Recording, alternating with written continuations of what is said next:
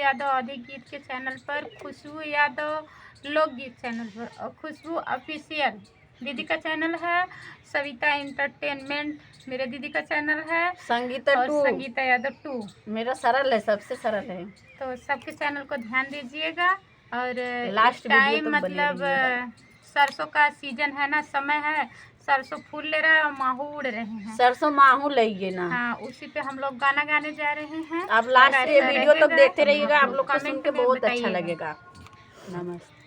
गेहूं लई गए गेड़ूरी, मटरिया लई गए पाला, सरसों माहू लई गए ना, सरसों माहू लई गए ना, कैसे मीसी हमका देलवा, सरसों माहू लई गए ना, कैसे मीसी हमका देलवा, सरसों माहू लई गए ना, सासे मारा मारवा, ससुर तनवा मारे, तनवा वो नहु मारे ना, तनवा वो नहु मारे ना, जेकर सतवा सिंदूर दनवा, तनवा वो नहु मारे ना, जेकर सतवा सिंदूर दनवा, तनवा वो नहु मारे ना।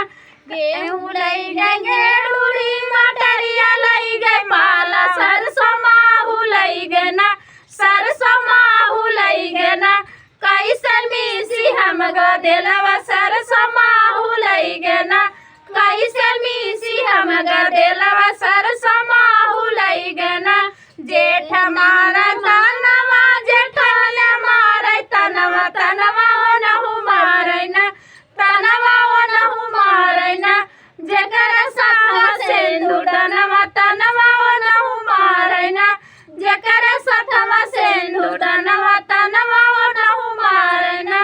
गेहूं लई गए गेड़ूरी, मटरिया लई गए पाला, सरसों माहू लई गए ना, सरसों माहू लई गए ना, कैसे मीसी हमका देलवा, सरसों माहू लई गए ना, कैसे मीसी हमका देलवा, सरसों माहू लई गए ना, देवर मारे तनवा, ननद मारे तनवा, तनवा वो नहु मारे ना, तनवा वो नहु मारे ना, जेकर सतवा सिंदूर दनवा, तनवा वो नहु मारे ना, गए सतवा सिंदूर दनवा, तनवा वो नहु मारे ना, कैसे मीसी हमका देलवा, सरसों माहू लई गए ना, कैसे मीसी हमका देलवा, सरसों माहू लई गए ना। लइए। नमस्ते, प्रणाम।